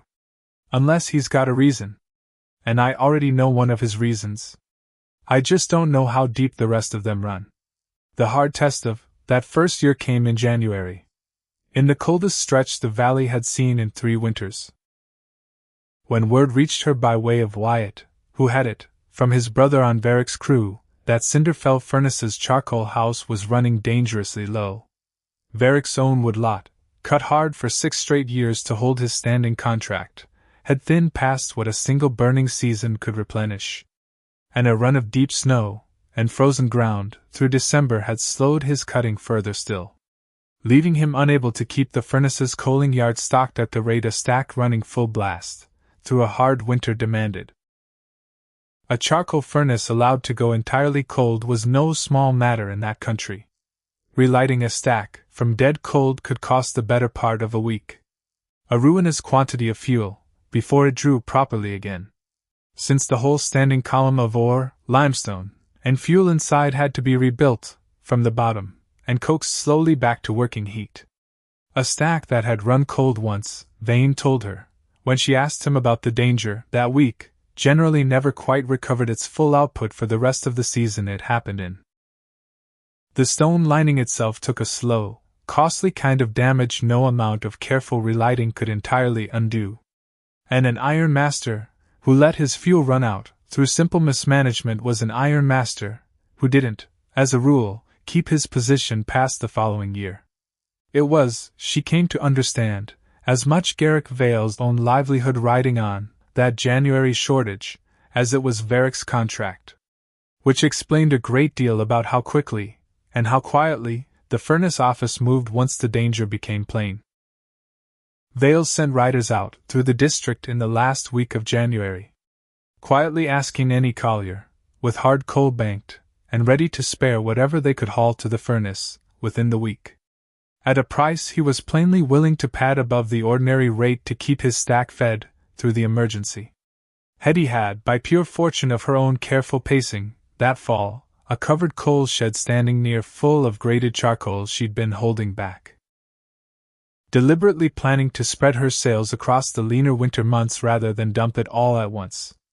And it was that same shed, filled, through nothing more than her own habit of caution, that let her answer Vale's call. When half the district's other small colliers had nothing left banked to offer. She counted the shed's contents, that same evening by lantern light. Just over 400 bushels, graded and ready. Sat up late calculating how much of it she could safely spare for the furnace, without leaving Doss, and Colt and her third buyer entirely, without supply through the remaining cold weeks. She and Wyatt hauled 4 loads to the furnace across 5 brutal days in early February. Wagon wheels cutting, through snow packed hard enough in places to need a shovel cleared ahead of the team. Temperature dropping low enough some mornings, that she wrapped the horses' legs in sacking, before they set out. There was a stretch on the second day, coming down the long grade above Colts Crossing, the team blowing hard, wagon fishtailing once on a patch of glazed ice, when she understood plainly enough that a single wrong decision that afternoon could cost her nearly everything the year had built. She walked the team's heads herself the rest of that grade, rather than trust the reins from the wagon seat. Arrived at the bottom, with her hands numb through her gloves, the load riding square and unspilled behind her. Wyatt proved steadier on those runs than she'd quite expected of a boy his age, walking the team's heads down the worst of the grades rather than trusting the reins alone. She learned, across those 5 days, an entirely new set of small cautions. How to keep a load from shifting on an icy grade. How to pack the wagon bed so the bushels wouldn't spill on a hard rut. How to judge by the sound of the wheels against packed snow whether the road ahead had frozen solid enough to bear the team's full weight. It was hard, cold, exacting work, made harder by the knowledge that a single overturned load could cost her most of what she'd banked that whole first year, and she drove those 5 days the way she'd once tended her first breakout mound. Without a single hour of carelessness she could afford to regret. The furnace itself, when they finally rolled the first load into its coaling yard, struck her as a different creature entirely from the quiet hillside she'd spent a year learning. All noise and scale, where her own work had been solitude, and small careful signs. The roar of the blast rising steady, from the casting arch molders moving between glowing sand molds, with the unhurried confidence of men who'd done the same motions 10,000 times. The great stone stack itself breathing heat into the cold air visibly enough to shimmer. She understood, standing there with her small loads against a stack that could burn 700 bushels in a single day, exactly how much larger the whole business she'd stepped into truly was. And she didn't find the thought discouraging. She found it clarifying. Garrick Vale met her personally at the coaling yard on the third of those 5 deliveries. A lean, weathered man in a heavy furnace coat, who'd until that week known her only as a name his foreman mentioned in passing. He watched his own men weigh and grade her load. Watched the hard coal break clean and black under a testing hammer. "Varick's woodlot won't recover before summer at the earliest," he said finally. Plain. Unadorned.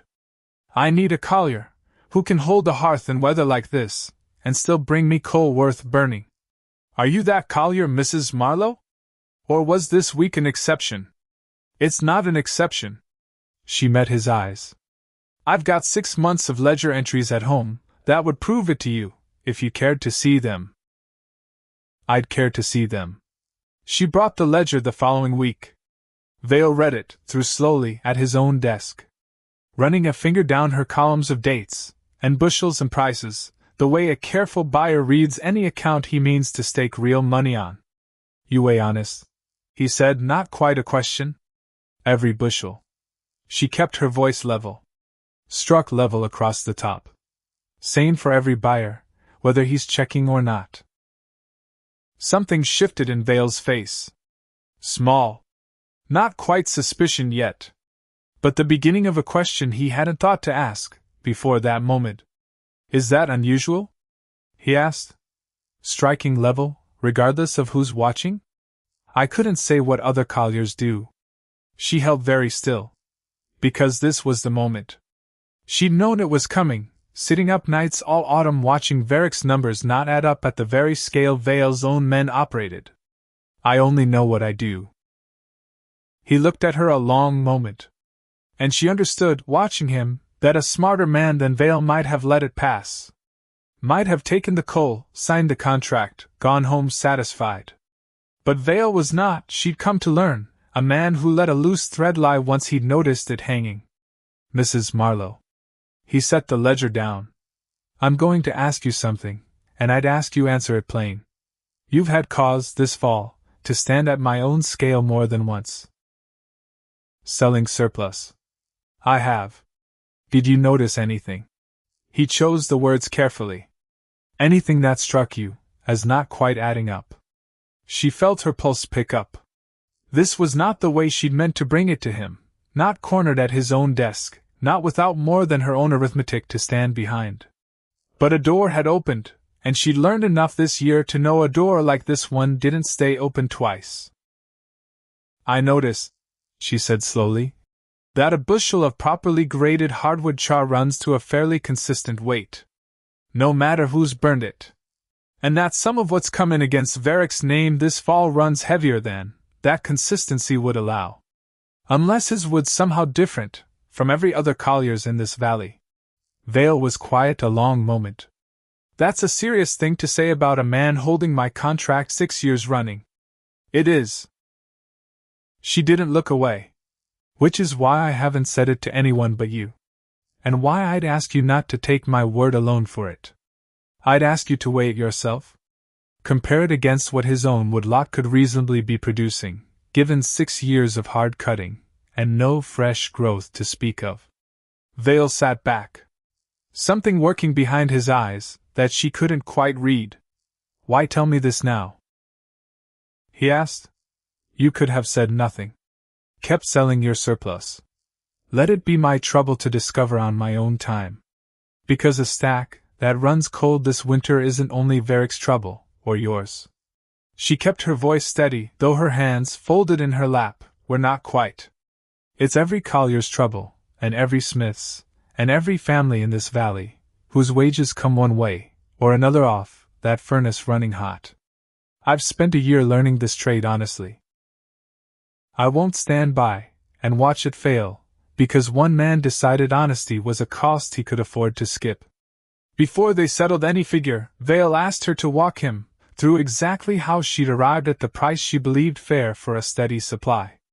And she laid it out plainly, the way she'd worked it in her own kitchen the night before. Beginning from what a bushel actually cost her, once every expense was counted honestly. Roughly a cent and a half in labor, across cutting, tending, and grading. A fraction more in dust, and wages when Wyatt's time was reckoned in.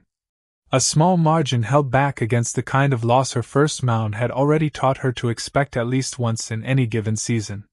By the end of that meeting, he'd offered her a standing contract for the coming blast season.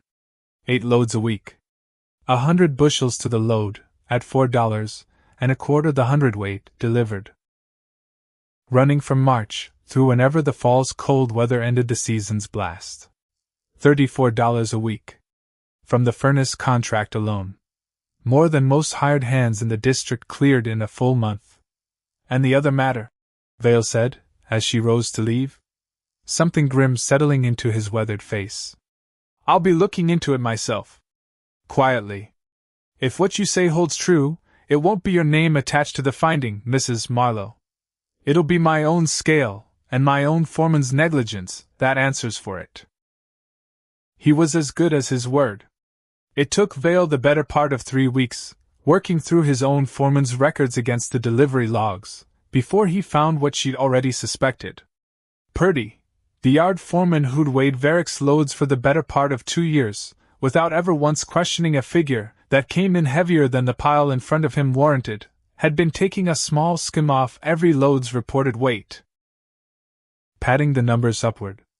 Pocketing the difference in coin Vale paid out for charcoal that, on paper, weighed more than it ever actually did.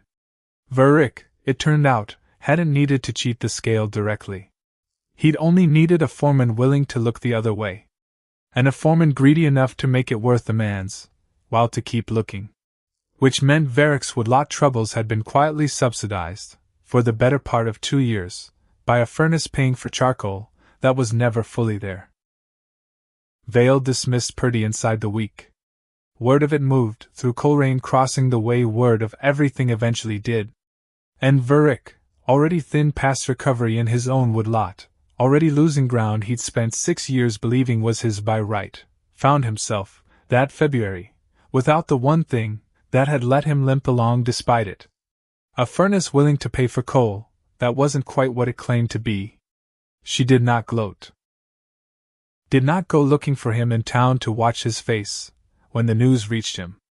Because there was, she found, no satisfaction in it that felt clean enough to want.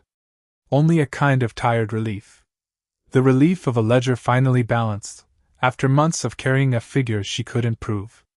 But she thought, more than once, that February, of a boy standing at her gate the summer before, had in his hands telling her the truth, though it cost him something to give it. She sent word to Dade Corin. Asked him to come by. He arrived the next evening, wary, the way a man arrives at a meeting he isn't sure whether to expect good news or bad from. "Varick's crew is thinning," she said without preamble. "You'll be looking for steadier work before spring." "I expect I will. I've got a standing contract now, with the furnace. 8 loads a week. I'll need more hands than Wyatt, and I can manage alone." She watched him carefully. "I'm offering you a place. If you want it." He stared at her a long moment. Something working in his throat. "After what I did to your first mound." His voice came out rough. "You're offering me work. You told me the truth, when you didn't have to." She held his gaze steady. "That's worth more to me than a mistake you made following another man's orders. I'd rather have a hand who's learned the cost of a lie than one who's never been tested." He took the offer.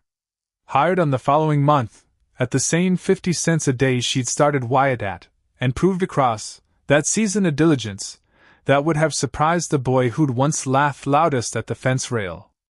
Varick, that February, was a man, with nothing left beneath him. No furnace contract. No foreman quietly padding his numbers. A woodlot too thin to carry even honest weight, let alone the fiction he'd been feeding the yard scale for 2 years running. She heard, second-hand, that his remaining hands had begun drifting off toward other crews, before the month was out. That his coaling ground stood half idle by the first week of March, ricks gone unstacked, hearths gone unbuilt. She did not go looking for him.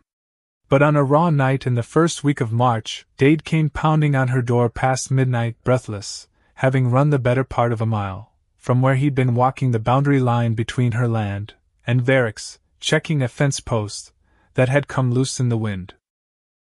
"There's a light at your coal shed." He could barely get the words out. "Varick. I saw him crouched at the corner. He's got a kerosene can, Mrs. Marlow. I saw it catch the lantern light." She was moving before he'd finished the sentence. Out the door. Into the cold dark. Running toward the shed that held the better part of a season's banked charcoal, the same shed that had let her answer Vale's call in the depths of January. The same coin that had bought her contract. Her standing. Her name meaning something in this valley beyond a widow's foolishness. She saw the shape of him first. Crouched at the shed's corner. Kerosene can in hand. A lit lantern set on the ground beside him, casting his shadow huge, and wavering against the wall. "Varick." Her voice cracked across the dark like a shot. He froze. "Stand away from that shed." He didn't move at first. And in the lantern light she saw his face, not the half-smile, from the fence rail. Not the flat, careful menace of that midnight visit to her burning mound, 9 months before. Something else entirely. A man who'd lost everything he'd built his whole life around, and had nothing left to lose by burning down what somebody else had built instead. "You took it all." His voice came out ragged. "The contract. Vale's trust. You didn't leave me anything, Marlow, and I built this trade before you ever set foot on that hillside. You built it on a foreman's greed, and a scale that lied for you." She didn't move any closer. Didn't need to. Dade was already circling wide behind him, quiet, cutting off any retreat toward the treeling. "I built mine on 18 cords of somebody else's leavings, and 2 years of nights I didn't sleep. Don't stand there and tell me what I took from you, when every bit of what you're losing, you spent 6 years losing yourself. Put the can down, Amos." Dade's voice low, from behind him now. Steadier than she'd have guessed a boy his age could manage. "It's done. Whatever you're thinking of doing here, it's done before you start it." Varick's hand shook on the kerosene can. For one long, terrible moment, Hetty thought he might do it anyway. Might strike the match out of nothing left but spite. Watch the whole of what she'd built go up the way her first mound had, 10 months before. Then his shoulders dropped. All at once. like something inside him had simply given out. He set the can down. Slow. Careful.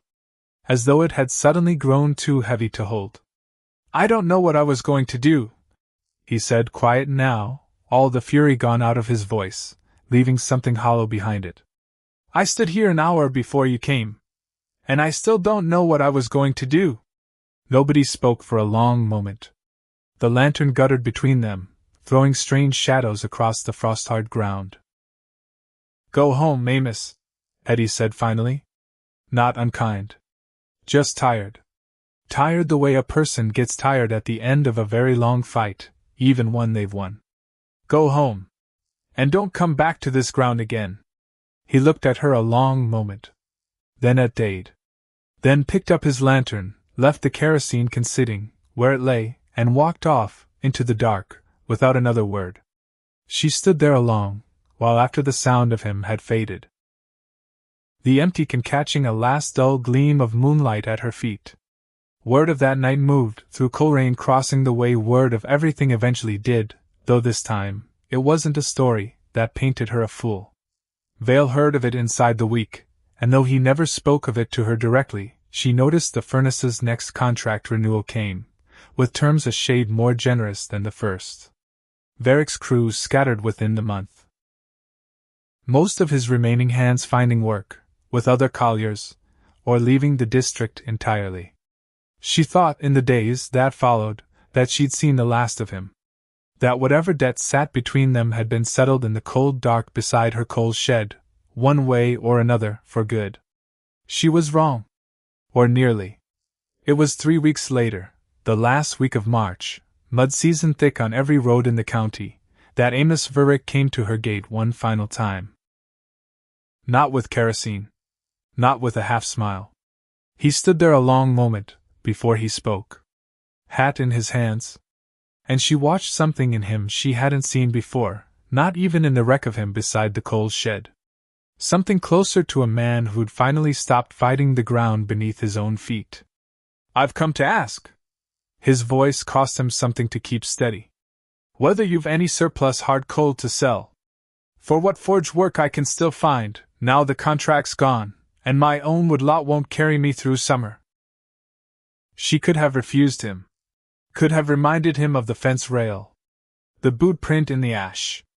The kerosene can he'd set down at her feet not a month before. She didn't.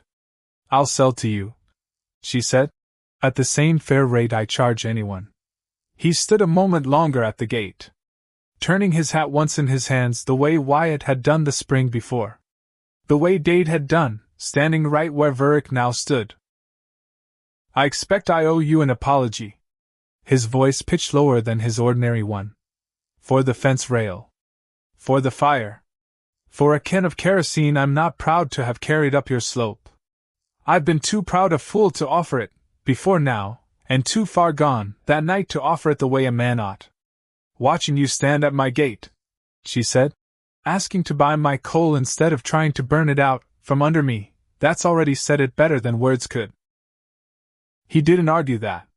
Turned. Walked back down the track toward the crossroads. She watched him go. And felt, for the first time in nearly a year, something in her chest loosen that had been clenched tight since a midnight visit, and a promise about the wind. Not forgiveness, exactly, she thought, standing at her own gate in the thin March light. Just the end of needing to watch my back every hour I'm not watching a vent. She never saw him at her gate again. Heard, secondhand, sometime that summer, that he'd gone west, Ohio, someone said, though nobody seemed to know for certain, and nobody much cared to chase down the truth of it. She did not think of him often, after that. Found, when she did, that what remained wasn't anger. Only a kind of distant sorrow for a man who'd spent 6 years consuming the one thing his whole life depended on, and never once thought to ask what else the ground around him might still be willing to give. It was in April, almost exactly a year to the week, since she'd counted $8 into Josiah Wren's palm, that she began the task she'd been putting off since the previous autumn. Clearing the last of the old rented room in Coleraine Crossing, the one she'd finally given up in favor of the small frame house she and Wyatt and Dade had raised near the hearth, over the winter months. She was sorting through a trunk of Silas's old things, the last few items she hadn't sold, hadn't been able to sell, tucked away and half forgotten, through 2 hard years, when her hand found something wedged into the trunk's false bottom. A small notebook. Leather cover, cracked and softened with handling. Silas's handwriting on the first page, cramped and careful, the way he'd written everything. She sat down on the floor of the empty room, still holding it, for a long moment, before she opened it. May 1854, the first entry read. There's a stand of good oak and hickory out past the crossroads the furnace hasn't gotten to yet. Watch the cutting crew's rotation 2 winters running now, and I'd wager they'll come for it inside the next year, maybe 2. Once it's cut, and the company's done with it, it'll sit on their books same as every other cut-over parcel does. Worthless to a farmer. But a man who understood the coaling trade could do something with what's left behind. I mean to have saved enough, by the time they cut it, to make Wren an offer the moment it goes up cheap. Her breath caught. She turned the page. Found another entry, dated that summer. Told H. Nothing yet. Want to be sure of the figures, before I bring her a dream that might not hold. She keeps our books sharper than I ever could. If I'm going to ask her to risk anything on this, I want the numbers solid enough she can't find fault with them. And another. Autumn. Not long, she realized, her chest going tight, before the December that took him. Heard talk at the furnace office the crews mean to start on that stand come January, weather allowing. Nearly there myself, another season's wages, and I'll have enough saved to make Wren an offer the moment it's cut, and back on the company's books. I mean to surprise her with it come spring. She's never once complained through 2 hard winters, though I know the waiting wears on her. I want to give her ground of her own, before she's had to ask for it. The entries stopped there. Winter came. And with it, a week's soaking in December sleet, and a fever that took 11 days to finish what the cold had started. The crews had gone on to cut that stand the following autumn, just as he'd guessed they would. Just as he never lived to see. She sat on the bare floor of that empty rented room for a long while, the notebook open in her lap, tears she hadn't let herself shed in longer than she could remember running quiet down her face. You already knew, she thought, pressing her palm flat against the page, against his handwriting, the closest thing to touching him she'd had in over 2 years. You watched that ground 2 winters running, and saw exactly what it would become, long before anyone else in this county thought to look. You just never got the chance to prove it. I proved it for you. Whether you meant it that way or not, I proved it. She sat with that a long while.